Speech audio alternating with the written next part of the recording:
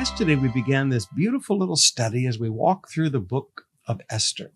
And we saw the seeds of loyalty and the seeds of integrity sown that, unbeknownst to Mordecai, would bring a harvest of salvation for the Jewish people, the people that followed his leadership and Queen Esther's leadership.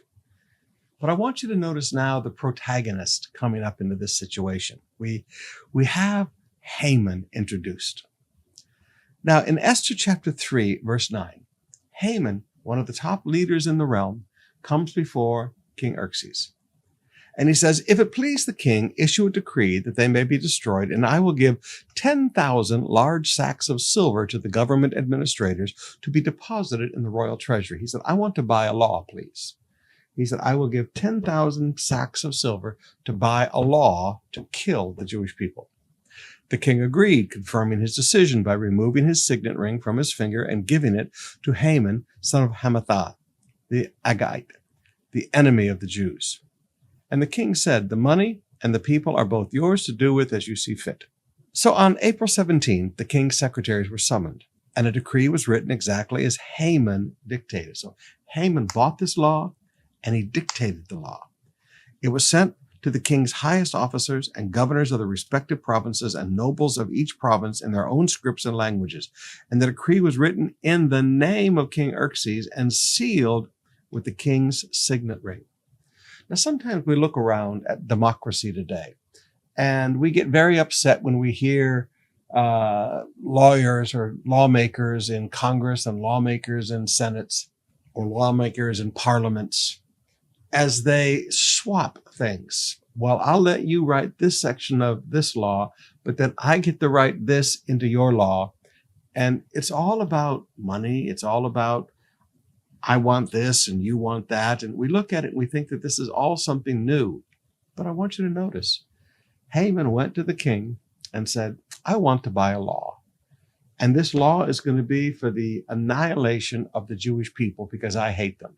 And I'll give you 10,000 sacks of silver if you let me write this law." And King Xerxes agreed. He had no idea that his wife, Queen Esther, was a Jew. He didn't care about the Jewish people. So he said, "Fine, 10,000 sacks of silver, the kingdom can use that. We're going to write the law. You can write the law, whatever you want to dictate."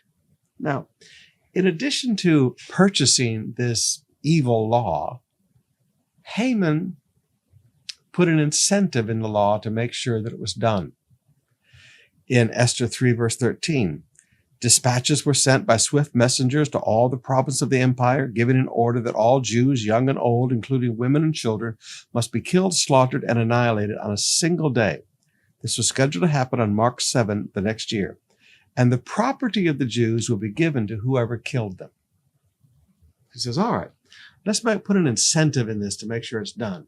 And King Xerxes had said, all right, for 10,000 sacks of silver, you can write the law however you want to write it. So he dictated this law. And part of the law was anybody who kills a Jew can keep his house, can keep his fields, can keep his property, can keep his gold. And of course, everybody's going to go after free money. Kill a Jew and get rich. Now you look at all of this and you go, man, there's no justice. But beloved, there is no justice in the world today. These laws are purchased. People write laws that destroy the poor. People write laws that destroy their competitors in business. It's no different in the world that we live in today. This is why you will often hear me say that there is no justice except at the throne of God. And only by an intervention of God can corruption be overruled. And that's what happens here. These people bought and paid for a law and provided incentive to make sure that what they wanted done was done. They provided additional corruption incentive, so to speak. And only by God's grace and intervention is justice done. Now, if God can bring justice to the Jewish people, in spite of this, God can bring justice to you and to your family. So if you are in the face of injustice right now and you see people that have manipulated laws and provided corruption incentives to get things done that are not right, would you just relax a little bit and get on your knees before the throne of God. Because at the throne of God, we find justice.